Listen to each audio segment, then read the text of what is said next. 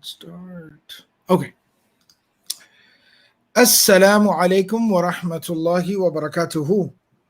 Bismillah walhamdulillah wa salatu wa salamu ala rasulillah wa ala alihi wa sahbihi ajma'een. Welcome back to another session of the Qalam Hangout, where Thursday afternoon, and we decide that it'd be nice to hang out for a little bit. And honestly, we decide what time we want to hang out. I think we just shouldn't put a time anymore. We should just say we decide. That's good, and that's a good way to address our seemingly fluctuating time frame. And look, no, someone here did not say "A'udhu billahi minash shaitanir rajim" when starting the hangout. That's such a terrible joke, yet I enjoy it so much. Yeah, I don't know when it became Qari Noman's thing. I don't know. It used to be Abdullah Jangda, and now it became.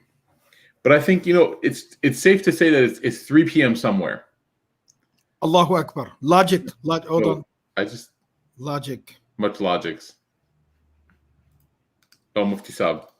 जी फरमाइए जनाब. Okay, say. ठीक है यार. Alhamdulillah. You have to forgive me if I forgot this. I forgot the proper. Stop.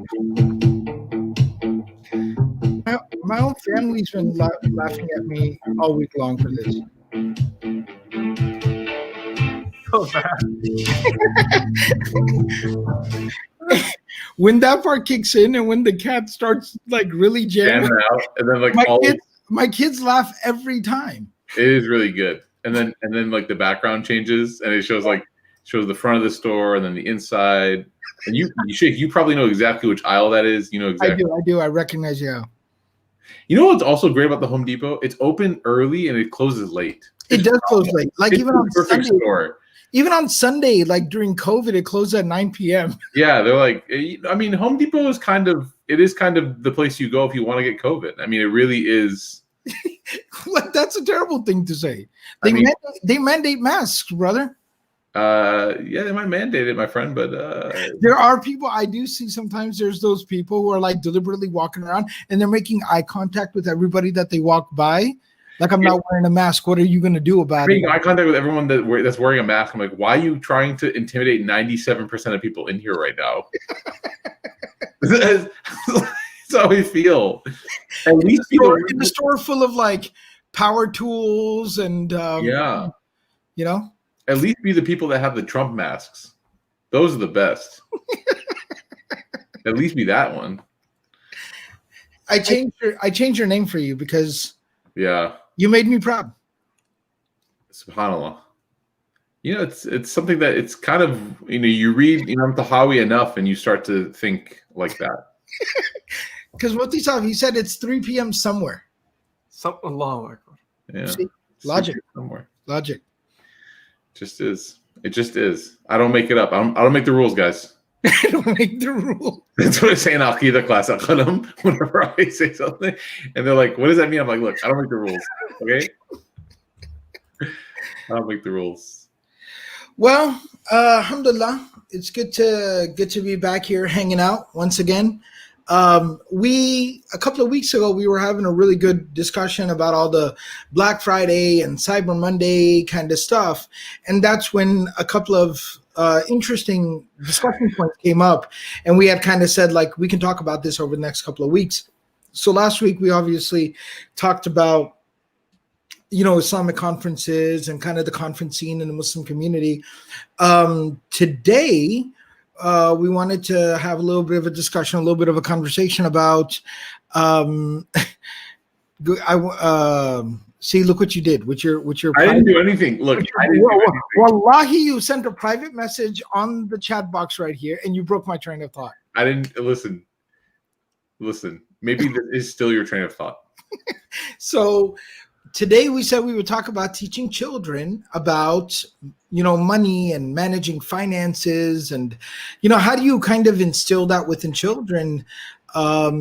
Just in general, how do you do that? And I have specifically a couple of things, maybe even to start the conversation off, as kind of like a parent, you know it's your responsibility. It's not their job. It's not their responsibility. They don't have to worry about it. So it's kind of like, why am I going to make them worry about something that they don't have to concern themselves with? They got to, Mufti Saab and I were just talking before the broadcast. They got to worry about doing their homework. You know, I'm going to listen to a whole juz of Maryam's memorization when I'm done with this. That's what she's got to worry about. Right. So, you know, why concern them with things that aren't their problem and their responsibility, et cetera, et cetera. Then there's also kind of the parental, you know, kind of love element where you want to give your kids stuff that, of course, you can afford within reason, but you want to give your kids nice things. You want them to enjoy themselves. And so there's that whole aspect as well. But then there's a very real life consequence of the fact that at some point, okay, when they're a year old, 2 years old, 4 years old, 6 years old, at some point, though, this is going to start to form the wrong kind of idea and impression in their head.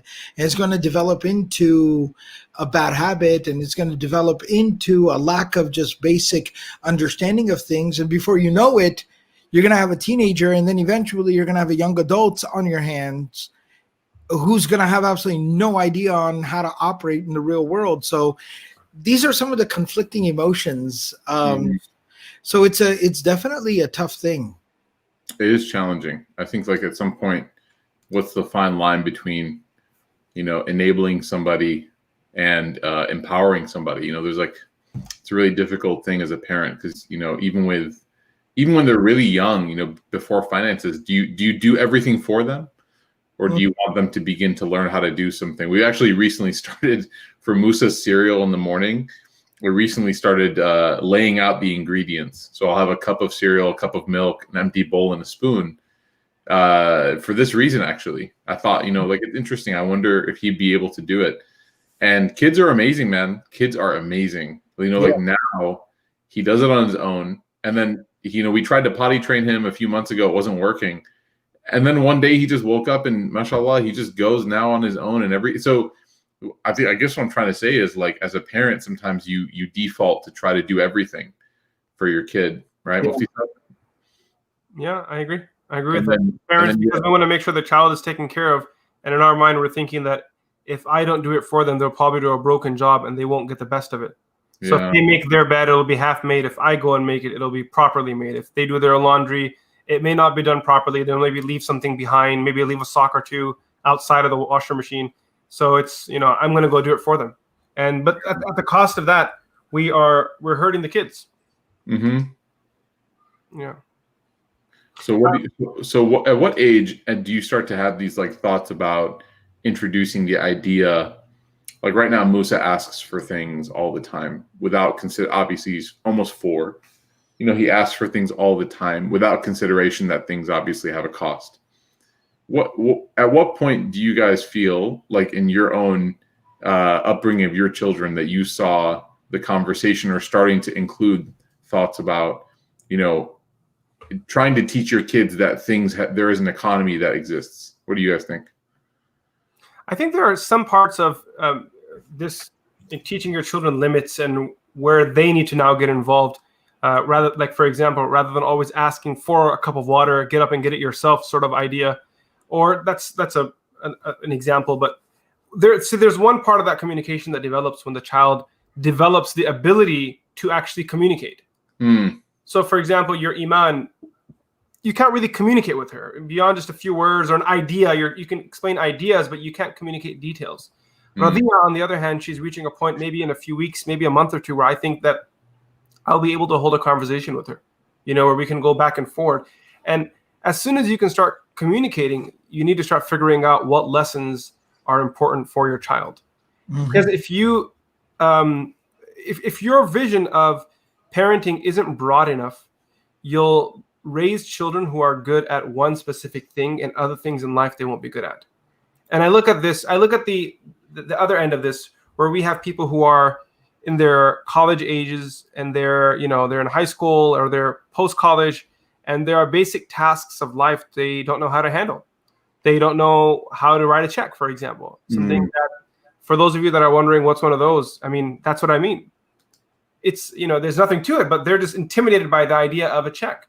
I know, children who are like, I say children, but they're young men and women who are 15, 16, and they don't know how to fill up gas in a car. Hey, so what do I pick up? Where does it go? What button do I press? What's next? Where does this credit card go? How do you put a credit card in? So basic tasks in life, they can't carry out themselves. They're used to having their parents, their mother, father iron their clothes and wash their clothes. And, you ask the child, hey, young man, young lady, that you've been driving this car to college every day, I want you to pay the insurance. Insurance what? Yeah. Do I call 911 to pay insurance? So they're not well built, unfortunately.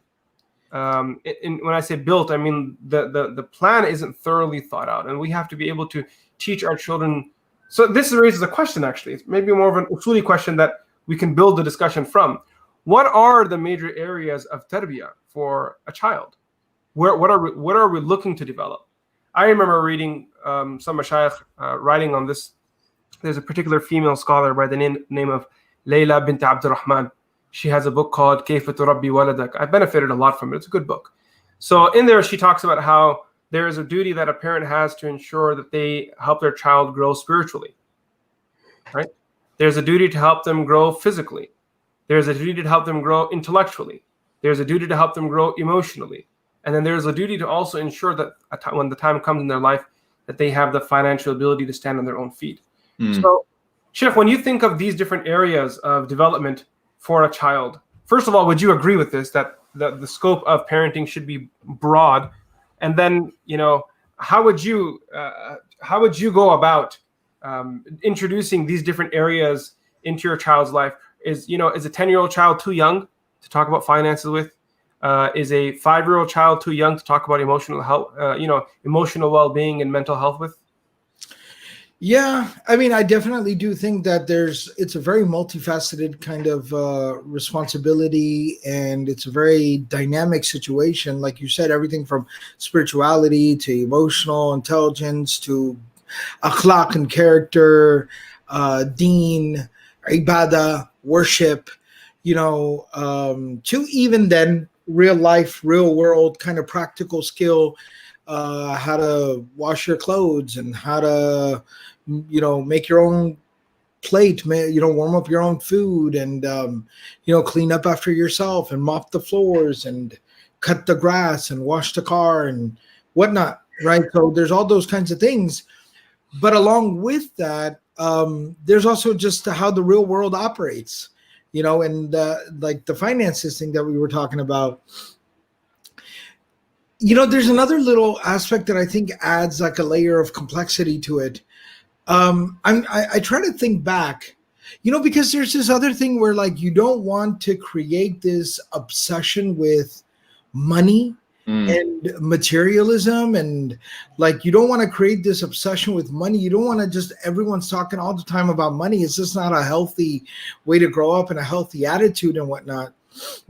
So there's that whole aspect of it. But then if you don't talk about it at all, then they're not just gonna magically know how to do it.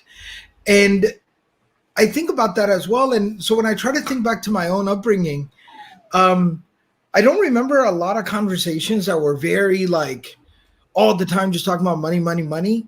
But I think that there was this kind of organic situation because my dad, had his own business, that kind of growing up around there and hanging out at the business and on the weekends, being there and just more so for the purpose of just like physical work, just so I wasn't like lounging around or running around or getting in trouble or whatever. So being there just kind of naturally created this awareness that things do cost money, and there is a process to making that money that is not super simple or easy or whatever. And so that's why you have to think about how much money you're making versus how much you're spending, because you can't just make more. You can't just make up more money. So I almost kind of like learned it very organically, naturally by being in that environment. But if somebody's more of like a working professional, where they don't kind of have something like that where their kids can come and kind of just observe and interact with the process of making and spending money, then I guess it's going to happen through conversation. But then I just kind of worry, like sitting down and just talking about money. I also don't want to start to create the wrong mindset in the mind of the child, where the child is obsessed with money from such a young age, because at the end of the day, it's mal, right? It's got a certain negativity to it. It fosters some bad things within people. When you play in the dirt, like you'll get dirty, you'll get your hands dirty. So it's that kind of thing. I don't know. So these are some of the things that I worry about. So the main thing that comes to my mind is the thought that getting children to appreciate that money doesn't just grow on trees. It has value. Because that way you think twice before you desire something, right? So appreciating that, and also understanding that how wealth in itself is one of the tools that Shaitan uses to cave a person out internally, just empty them out. You go to stores and you see children that are pointing at everything. Our own children. Why should we talk about someone else's children that are saying, Bob, I want this, Bob, I want this. You buy them something, and then 2 weeks later, that thing's now old and they want something new because of just what the world is today. They're being, bombarded with advertisements of new products. My kids, my sons, they love Legos, and we purchased them some Legos. Originally, I was against it because they were really expensive Legos. I mean, this thing costs like over $100. This particular set, and my son's like, Abba. Was it the Lego, the tonal Legos, the one that you? The Mike Tyson tonal Legos? Yeah. That was cool. That was cool. That video was up for 5 hours and it had 15 million views. I think that's more because of Tyson. Of course, yeah. But Kamal's gonna love that, of course. Yeah. Anyways, so you bought a set, this really expensive set of Legos for your boys. Well, yeah. To be honest, I didn't buy it. I said no, and then they wanted it. You're saying they wanted it, but ultimately they didn't end up getting it. They didn't end up getting it. I'll say that. So they stole it. That's what it sounds like. You're like, I didn't buy it, but they got it. He's like, my kids have it. He's like, so you bought it. He's like, I'm not saying that. If it fell off a truck. It fell off the delivery truck. Their HIFZ teacher found out that they wanted it. Oh, as a gift for completing the recitation of the Quran. The teacher called me and said, I want to buy this gift. And I was originally against it. I said, I don't like buying expensive things for them at this age. Particularly if they desire something so expensive when there is a cheaper alternative. I don't like that. But then the teacher really said to me that I want to give this as a parting gift because they weren't going to be studying together anymore. So then I said, I can't stop you. Anyway, so they got this beautiful, expensive. Good story, by the way, because a lot of HIFZ teachers don't have like that positive reputation. So that's beautiful, inshallah. Sorry, go ahead. So they got this gift. Their HIFZ teacher bought them this expensive Lego set. They sit at home. They open it up. Comes in all these small packs. And I know exactly what Ustadh Murphy's doing. Sorry, I had to take the call real quick, so that's why. But y'all continue. Y'all continue. So he opens up this packet, and then inside the packet, they're marketing a new set of Legos. That's the point I'm trying to make. Yeah. He's barely even opened up this particular set properly, barely even built this set. Yeah. And yet there's already something new that they desire and they want. And when the kids are going to school and when they're out there, I'm talking about younger kids here specifically, adults, maybe this applies to you too. You're seeing what everyone has and you become ungrateful for what you already have and you just want the next big thing. We talked about this in our previous sessions, in our last session, I believe it was, or the one before, where we talked about how people have this desire to buy the latest car and the latest gadget. That's being fed to children from a young age. Oh yeah, I mean, it's a very famous book, well-established, like very well-known book, written a while back. But it basically talked about like a lot of how this kind of consumerism and marketing and everything works. And they basically, in the book, the guy who wrote the book, or he interviewed somebody who was a core part of designing like Nike's strategy and brand and marketing campaigns and things like that. And they basically said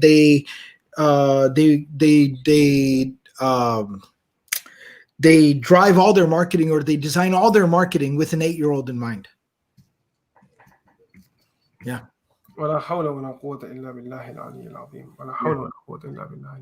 And I mean, you see it, right? Like anything, whether it's sports or it's some cartoon or it's whatever it is, there's like this whole game plan. It's not just some hour, an hour and a half long movie, or somebody just shared the name of it, history of stuff. So it's whether it's some little movie or some TV show or some sports like the NBA playoffs or something. It's not just that. There's a whole kind of thing that goes along with it.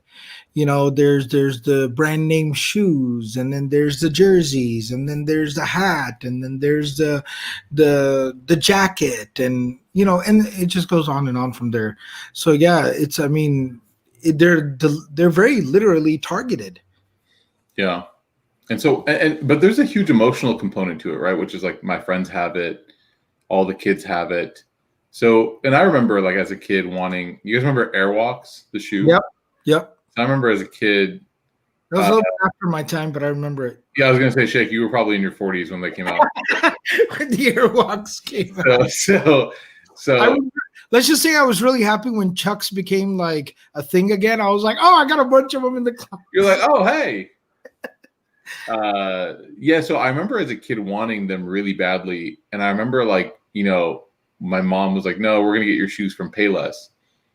And now, like as an adult, it wasn't even like a cheap thing. It was just the smart thing, because my brother and I were growing.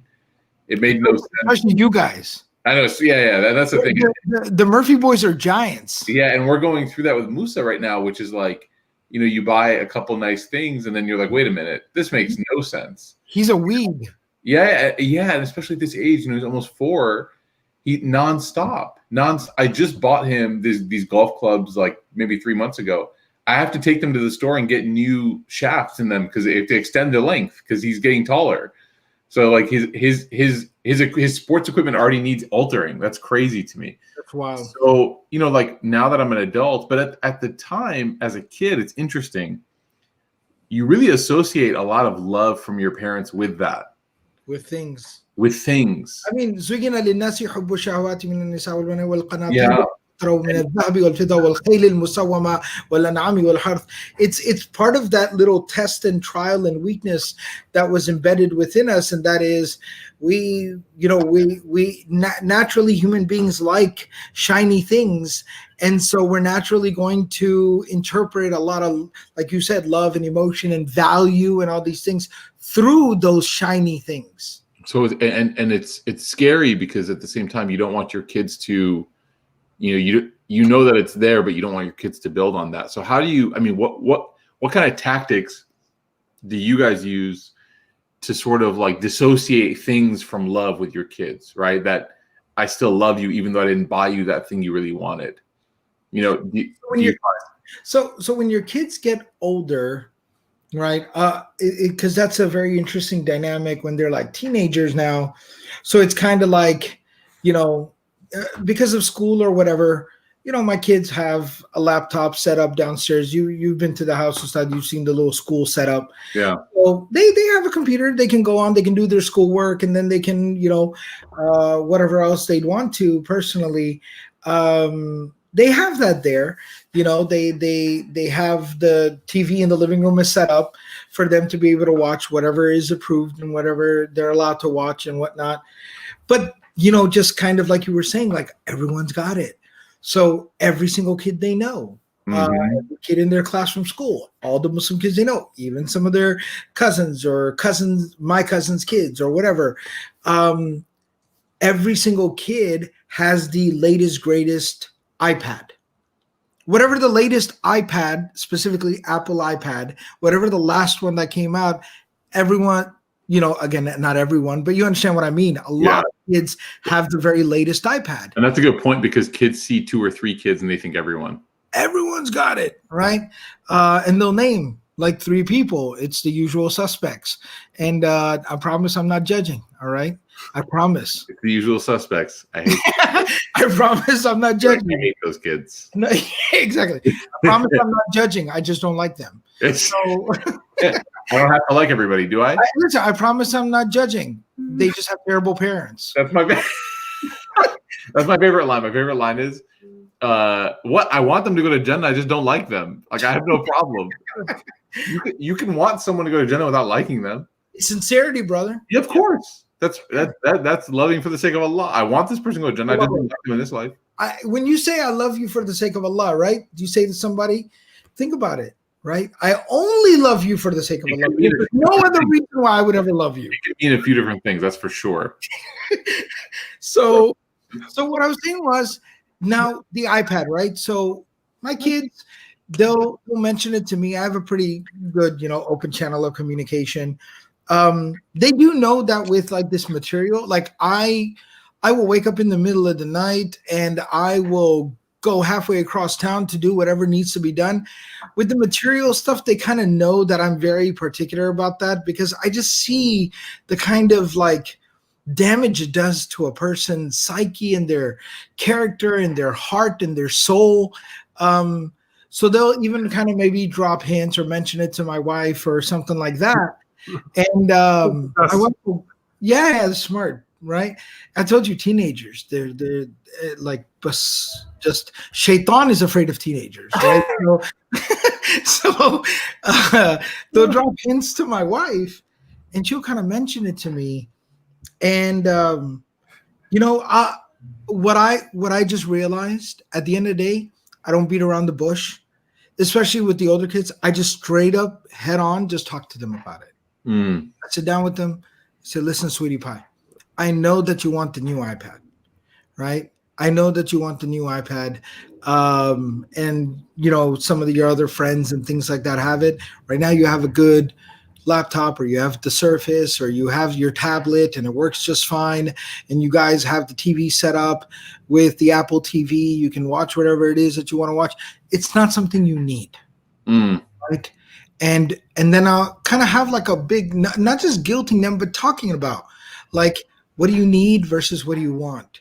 And then thinking about like, there's a whole world that's out there. And it's in a hadith. People are like, oh, that's guilting. No, the Prophet ﷺ said, "Fandur ila man huwa asfala mink." Yeah, of course. I hate when people say don't do that. I'm like, why? Some said it. It's the reality of the world. Look, it's and again, you're not using them as a prop. You're just reminding yourself that you've been blessed immensely. That's it. Yeah. So I'll tell them, I'll be like, look, there's a lot of kids, right? Here in America, in Yemen, in Iraq, in Palestine, in Kashmir, in China, et cetera, et cetera. There's all these kids, Syria, who don't have a roof over their head. They don't have food to eat. And you're going to complain to me that your tablet is 2 years old? Look at me right here. Can you tell me that makes sense? So a conversation, I feel you can't replace that conversation. You can't. And then there's other things that we can talk about. Maybe Mufti Sahib can enlighten about. You got to make sure that you do the other things. And don't just say that it's not only about that. What about the time we spend together? And then you don't spend any time with them. Yeah. But because subhanAllah, Mufti Sahib was just telling me about how like during the breaks and the holidays, he's very particular about making sure that he has like a really good experience with his kids. So maybe some of the other things that go along with that, but I've learned that, and I say that because Ustadh, like my Muhammad is still kind of young, but now I can start to talk to him a little bit, right? He's 6, but your kids, Ustadh, are super, super young. And I remember when they're very young, you have to kind of just do more because you can't have that level of a conversation with them right at that age. But when they get older, they're like teenagers, then you have to have the conversations. Yeah. And even with Musa, I'm a new man. I'm not going to do anything. Don't worry. I'm a new man. Ustadh Murphy has already struck Shaykh out. Yeah. Right now. Even with Musa, we at start 18 minutes 30 seconds. At 18 minutes 30 seconds, it happened. The crime was committed. Musa now, whenever we get a package in the mail, he thinks it's like a toy for him, no matter what. No matter what. So it could be like, baby wipes, and he thinks it's. So one time, by the way, that's some adults and their Amazon shopping, by the way. Yeah. Every time the doorbell rings or the Ring doorbell kind of like gives a little notification, they're like, "Oh snap, Amazon." Have you by the way heard about the mass logistics nightmares happening right now? No. So it's crazy actually in Texas near Mufti Saab's new place, the place that he'll be moving to. We drive by there for my in-laws' house every now and then, and that's where the USPS distribution center is. Oh, interesting. And they said they've been getting like 4 times the amount of shipments. And so people, like, I was supposed to get something in the mail, I think last Friday. They don't even know where it is. Oh goodness. They don't know where it is. Wow. And so is it just because like how much people are either buying stuff or sending other stuff? So I guess because COVID, people, instead of giving gifts in person, they're just sending them. And so COVID Christmas kind of stuff. Yeah. So it's a combination of COVID and I'm not going to say Christmas because I don't want to never live it down. So I'll say the December, the holiday of, the Kufri holiday in December. There we go. See, now that what you did right there, Allahu Akbar. Yeah, truly Allahu Akbar, truly. Truly Allah. So the joke is that I said Christmas break, and Mufti Kamani now will never. He begins every day saying "Assalamu alaikum, AbdelRahman. Are you looking forward to Christmas break?" Mm-hmm. He always makes every time he can mention it, he mentions my name. So, La ilaha illallah. La ilaha illallah. Muhammad Rasulullah. So anyways, so it's like crazy right now. So now there's people like online losing their minds because of what you said. They're used to the packages coming whenever the doorbell rings, they lose their mind. Now it's like, and so there are these memes coming out saying, it's in God's hands now. Your package is in God's hands now because it's literally just no one knows where it is. And it's interesting, subhanAllah, because it shows you that this kind of struggle doesn't expire. Mm-hmm. It just gets different, right? It gets different. We always say that every year about Hajj, right? Like whenever we're talking about Hajj, that we would always say that, right? That it's not like the Hajj that would be done at the time of the Prophet, but at some level, in some way, shape, or form, there will always be mujahada, hardship within the process of Hajj. Oh yeah. I mean, sometimes you just want to walk, actually. Yeah. Sometimes the transportation is so delayed, you just rather would walk. And we say that. Remember when they book flights from Mecca to Medina? You're like, we'd rather bus it. Yeah, exactly. You're like, we'd rather just take a bus. Like, why are we trying to be fancy about this? And then they're like, well, it is what it is, right? But so yeah, I mean, there's always going to be your childish, nafsi, like selfishness and all that. It just gets a little bit more refined, a little bit classier, but it's still the same, And so anyway, so I think that's interesting. How did your kids respond to, how do your kids respond to when you try to like make sense of this to them, the financial realities, but do they always respond well? Are there times where it's like there's a tantrum afterwards or there's pouting? Like walk us through the after effects of that conversation. Is it always sunshine and rainbows, or is there sometimes a difficult stage that parents just have to kind of put their foot down? So I have so far, alhamdulillah, observed always a good positive outcome and response. It's a really good productive conversation. Everyone's feeling good afterwards. I'm trying to be a little bit more maybe I don't know what the right word is, but maybe trying to be a little bit more aware and maybe a little bit more willing to kind of think outside of what I'm thinking or what I'm seeing or what I'm hearing. But I haven't seen any kind of a negative reaction. I imagine there might be some level of internal kind of like disappointment. I guess the good thing is it's not being expressed, so it's not that strong. But all in all, it's been pretty positive. And it's been really, really good. Because I don't make it the kind of like, I don't make the conversation kind of like a very aggressive, kind of a scary, fire and brimstone kind of speech. I just make it a very interactive kind of discussion and conversation. Okay. Yeah. Mufti Saab, how about you? I know your kids are a little bit younger than Sheikh's kids. The strategy I've taken is that a few things. First thing is just helping kids understand the value of money. So every summer, one of the things that I get them to do is because we live in Flower Mound. For those of you that are not familiar, it's a community that has a few Muslims, not really that many. It's mostly a white community. So every year I have my kids do lemonade stands. And it's a small gesture, but the idea behind it is to help them appreciate and understand how wealth works. From I borrow the money to them, the original investment every year. It's my thing. I'm their bank. And then I have them go to the shop, buy things, budget it all out, go out, create a business plan, profit margins, sell for a day, come back home, return the money, and now they have money in their hands. This is very Memon, by the way. Very Memon? It's very common. It's a very white thing, I think. People people in our community see white. Like, I don't know if it's a white thing or a Flower Mound thing. Everywhere in our community, I see a flower. There's one difference, Ustadh. You got one thing wrong. See, after they did all of that, where he said now they have money in their hands, if he would have taken the money, then that's a Memon thing. You're right. Sorry. I'm sorry. I apologize. Yeah. Continue. So I think that helps them appreciate and understand money. So when I say something cost $100, after that, they understand what 100 means. Yes. Yeah. Because they sold a cup of lemonade for 50 cents. Yes. So, and they spent a whole day hustling 50 cents, 50 cents, 50 cents, 50 cents, So that really helps out. The other thing is that when it comes to ownership of money, before my children came into ownership of money, I spent a lot of time talking about what you guys said, which is creating perspective.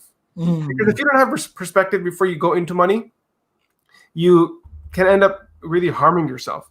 And that perspective is appreciating the people of the world. So in our family, we give a lot of charity online, and I have a habit of having my children choose the charity that we're going to donate to. And if they're going to choose to Islamic Relief, for argument's sake, then I make sure they get the whole Islamic Relief experience. I make them watch the videos, connect with the project, read the project, reflect over that, just do a little research on that region of the world. The idea is for them to engage, so that way when it comes to the actual donating part, it's more than just a click of a button and the money's gone. Like you guys were saying, connecting with it. My fear is that when I say to them that, hey, there are other people that are struggling right now, I'm not going to get you something. My children are chalak kids. They'll probably read it as dad's copping out. He's being cheap and he's using someone else as a scapegoat. You follow what I'm saying? Like, I can so see my kids thinking that, like, dad is really cheaping out right now. Doing us one. Just like dad forced our Hibs teacher to buy us that Lego set. Keeps cheaping out, and he keeps getting other people involved. Other people. So I try to have these conversations beforehand. We're helping them create that perspective. I think, yeah. And I feel like that goes along with. So another thing is that, helping them create perspective beforehand, I think that's a really big one, independent of any discussion. And I mean, that involves them wanting to buy something and me saying no. The second thing that I think is really important is for them to manage sadaqah. It's very important for them to go themselves and give. Because I asked them this question. Now we have like a different currency in our home. Like, these days, there was a coat drive that happened for Syrian children. And there was like $5. There was some cheap $5 coat deal going on at Target. And we were just kind of fundraising for that. Okay. So when my kids want to buy Legos now, my new currency is 20 coats or a Lego set. You tell me. Follow what I'm saying? I like that. So you want 20 quotes, or are you thinking the Lego set? Which one are you thinking? You tell me. That's Ustadh, what I said before, and you said that it's agitating that people like kind of push back on that idea. I do know that a lot of people are kind of like, oh, that's not a healthy attitude or a healthy approach, and that's kind of guilting your kids. But to them, I say that, maybe you have a point of view that you're bringing that conclusion from. I'm literally translating the hadith of the Prophet sallallahu alaihi wasallam. Yeah, that's beautiful, Mufti Saab. That's beautiful. I think the third thing is getting children to be more hands-on and engage with money. That's a really big one. You know, so for my kids, every time they finish a juz, like most parents, I give them like something. You know, I've told them that for the rest of your lives, every time you finish a juz, let me know $3 are yours. That's your thing. I don't care, whatever it is. If you can come and claim it whenever you want. So my kids, they read the Quran all the time. It's not a payment per se. It's just my appreciation. If someone's thinking like, I'm trying to pay them for it in the Quran, it's just my appreciation. I'm happy they read the Quran. So now each of them have over $100, maybe $200 in their account. Just Quran, that's the money that's in their account that's with us that we know belongs to them. And I always ask them this question. I say, how are you planning to spend that money? It's on a random day. So what do you plan to do with the 200? What do you think about the 100? You know, and then if something comes up that I think is really cool, I'll say, hey, this would be a good place for you to put some of that money. And I won't force it, won't push it. Just keep it going. I want them to think of all the things that money can do beyond pigeonholing into thinking that money can only purchase things that are going to bring them pleasure. Yeah. You follow what I'm saying? Like if a bulb breaks in our house and I'll say, man, I think you guys can purchase a really nice bulb right here. Something small, you know? Hey, the tire's gone, $200. Yo, you guys got money for that, you know? Now, obviously, I'm not going to use their money. That's not my intention. The goal behind this is for them to manage their own wealth and to think of all the different areas that they can spend their money. And if they can think like that, they don't become so selfish and so self-centered that my money will be spent on me and I'm going to benefit and no one else. If they stop thinking like that, the good that comes out of it is that hopefully all the other tarbiyah that we've given to our children will pay off and they'll make decisions. Wallahu a'lam, that's how I think. Beautiful. I love it. I love that idea. I think, you know, creating consciousness is the biggest thing. And I think, again, your kids are how old? They're like 9 and 7? 10, 9, 6, and Radia's like 5. 10, 9. No, she's 2, but she acts like she's 5. She's really. Yeah. She comes to me the other day, Radia, and I'm talking to her. I'm like, Radia, you need to pick your food up. She comes to me. She presses me like this, and she goes, pause. And I can't say anything because if I do speak, then I'm speaking in pause mode, and that's going to make her mind crash. So I'm like, she goes, shh. Yeah, I was driving Musa somewhere, and he had my phone, and he was watching something. And before he watches something, I always make sure I know what he's watching. So the video changed. I said, Musa, show me the video. What is it? We're at a stoplight. I said, show me the video. What is it?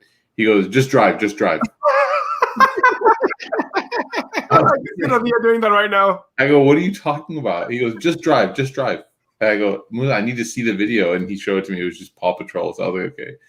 It was like, the sassiness is insane. That's why sometimes they do stuff like that. And you think, okay, maybe I can have more adult conversations with them. Like, maybe I can tell them.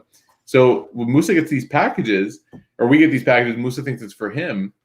And he did something recently. And Shaykh, you know, like this goes back to the whole guilt conversation of guilting, which I don't think is guilting. I don't think that's an appropriate. I think it's more about giving perspective. I think really that's what it is. Correct. So he got something. I told him I got you something in the mail. I got you something, and he said okay. And he thought it was a toy that he wanted.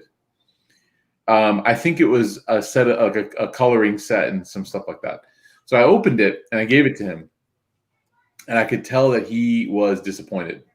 He was smiling. He goes, Baba, is there anything else in there? And I go, no, Musa, like that's what I got you, Baba. What do you think? And he goes, I really wanted this other thing. And he goes, I thought that's what this was. Allah. I said, oh, Mufti. I said, oh, I feel the same way when you make me coffee and you don't give me a cookie along with the coffee. I feel the same way. You're like, is there anything else coming? I said, Shaykh, just dip your finger in it. It's sweet enough. So then I told him, I actually told him this. I said, Musa, you know, when Baba got you this gift, I was really excited for you to get it. And when you don't say thank you, it actually makes Baba sad.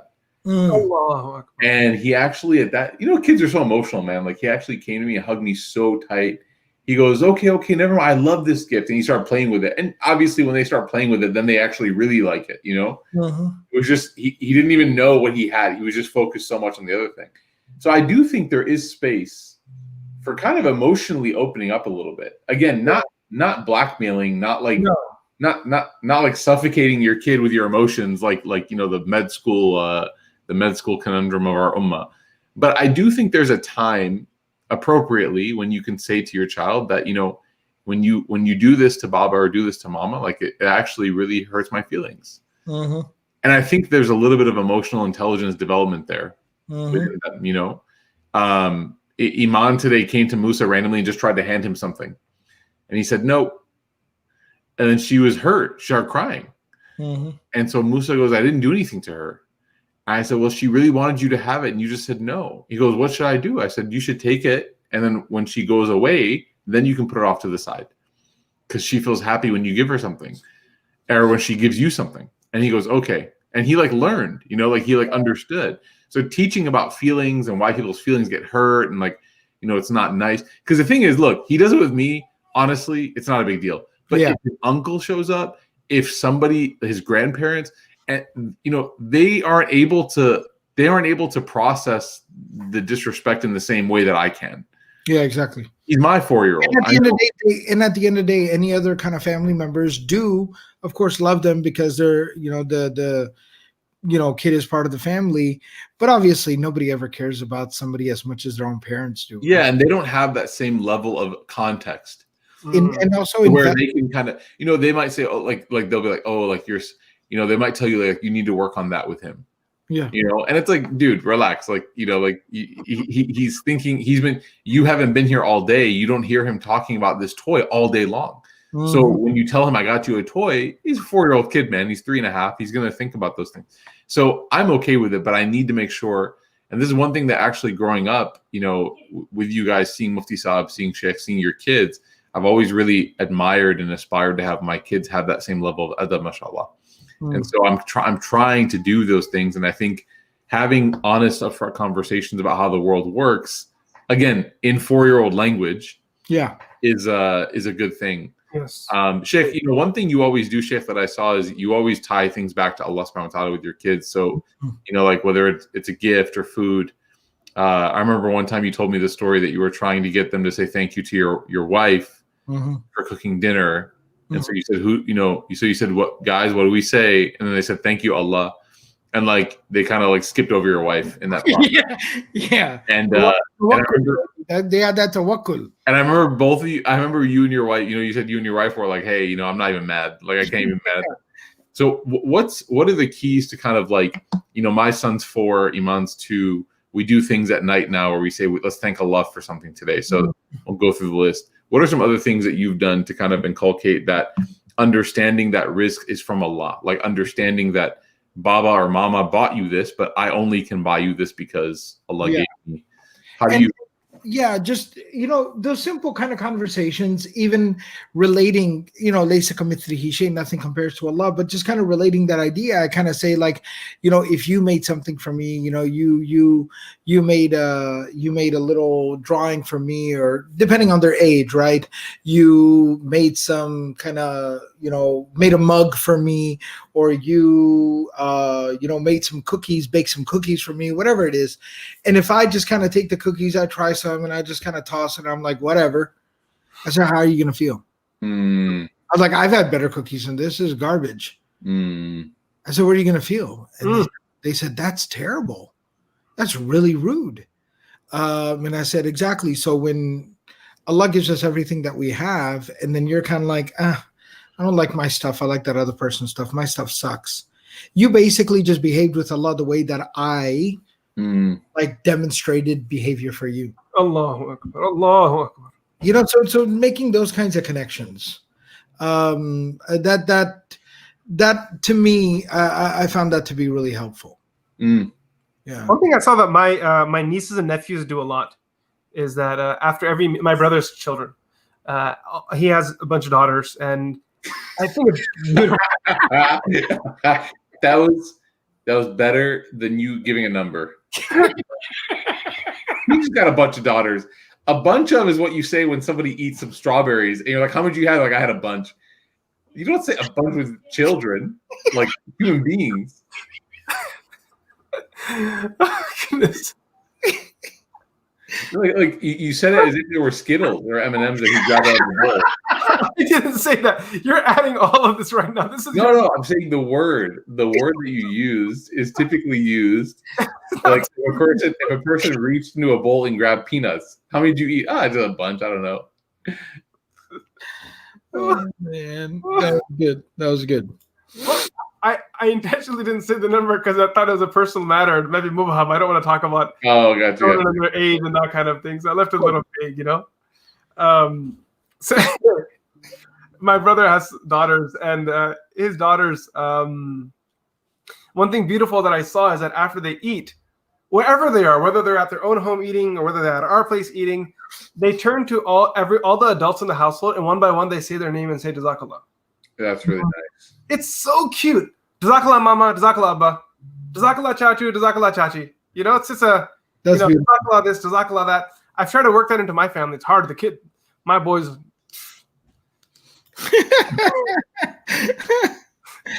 Yeah, but they're making their way there, inshallah. Inshallah. I think the other thing, and Mufti Saab, that's a really good point. That last thing you said, it's easy to get disappointed, man, but you have to remember that these kids are so young. Yeah, it takes time.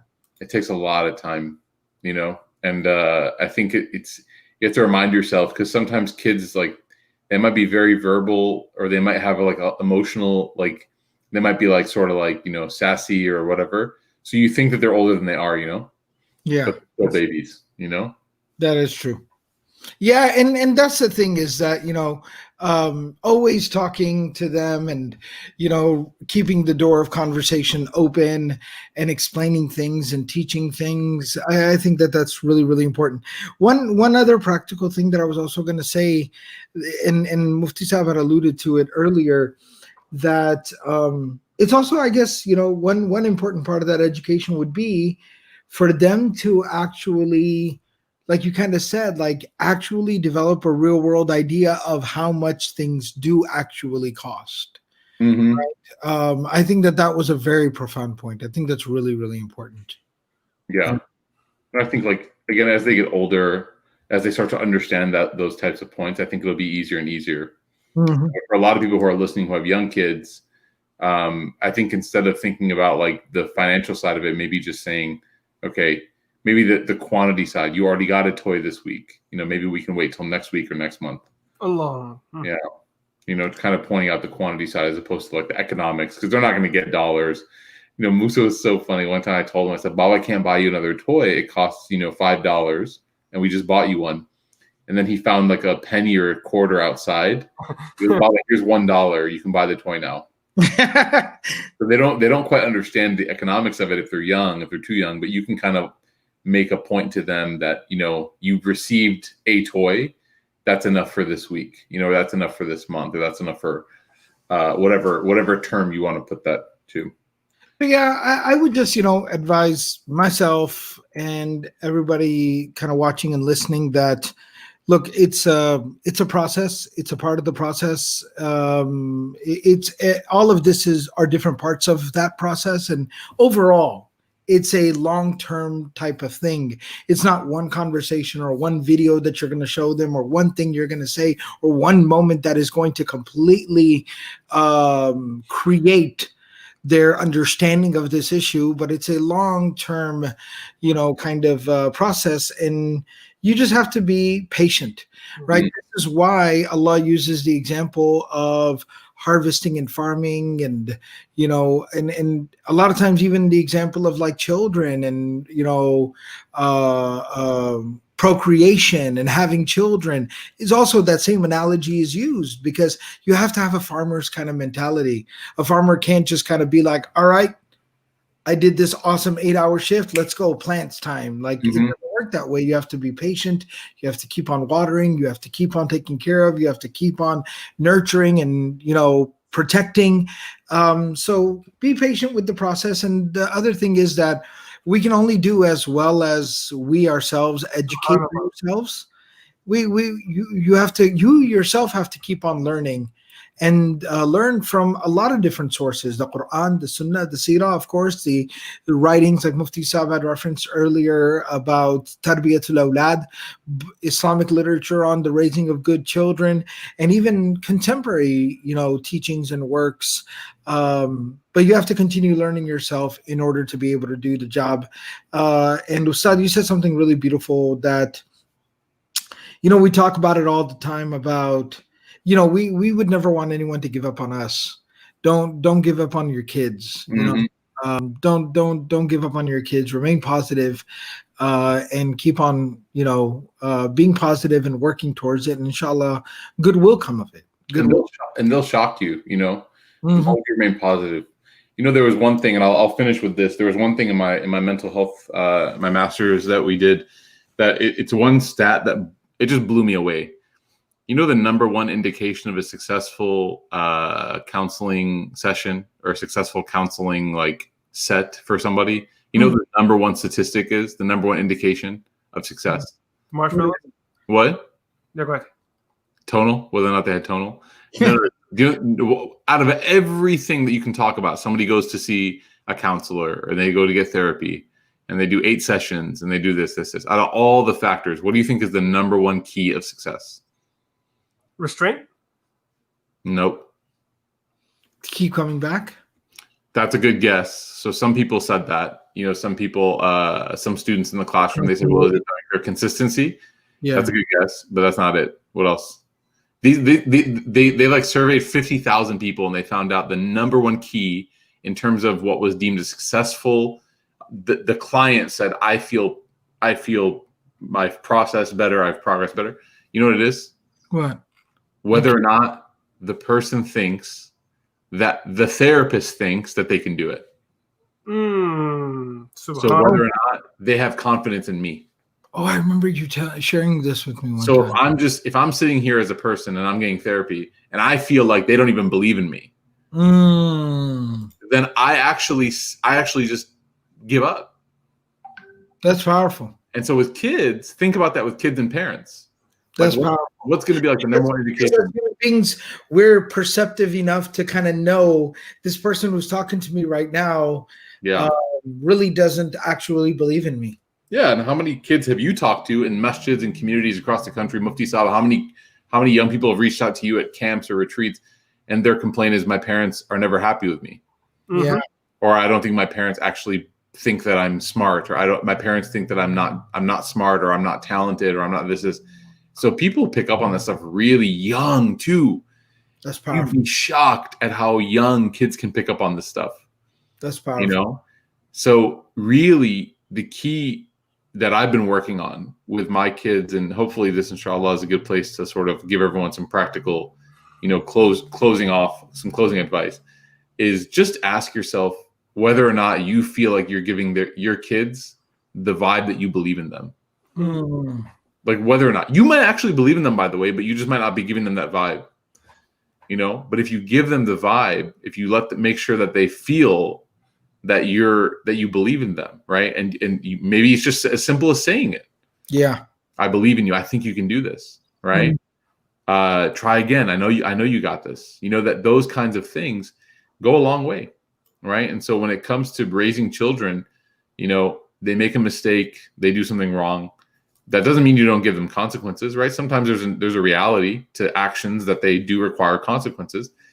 Musa hits Iman. Doesn't mean that he can just walk away. There might be a timeout, there might be punishment, or there might be taking a toy away. But afterwards, have a conversation. Look, you're a big boy. I know you can do better, right? I know you can hold your hand back. I know you don't have to hit. And you'll see, subhanAllah, you'll see kids will shock you when you do small things like that. So beautiful. Shaykh Saab, do you want to close this off? Do you want to? I was just gonna, of course, this is something we talked about at the end of because we just kind of. The seminary students just kind of went on their winter break, and so we had a little kind of send-off session for them, the whole campus, all the students there, all the teachers, or a lot of the teachers were there, and Mufti Saab particularly, he had brought up this point in our weekly meetings as well, Ustadh, you'll remember, and alhamdulillah, we thought it was a good time to do it, and somebody mentioned it here as well, so since they requested, I wanted to make sure we did make dua for them. And just in general, Mufti Sahib, if you could just close out with a little, some of the comments you were mentioning about a lot of the pain, a lot of the anguish, a lot of the hurt that's out there. The timing is unbelievable. I mean, that's at this point. You're Yeah. But right. this is something, and this wave, by the way, is getting a lot of people in our community that otherwise they weren't affected earlier. Very, very kind of like they say, close to home, that expression goes. Yeah. Yeah, subhanAllah. I was saying to Shaykh Abdul Nasir and the students earlier that the number of deaths in our community is just rising.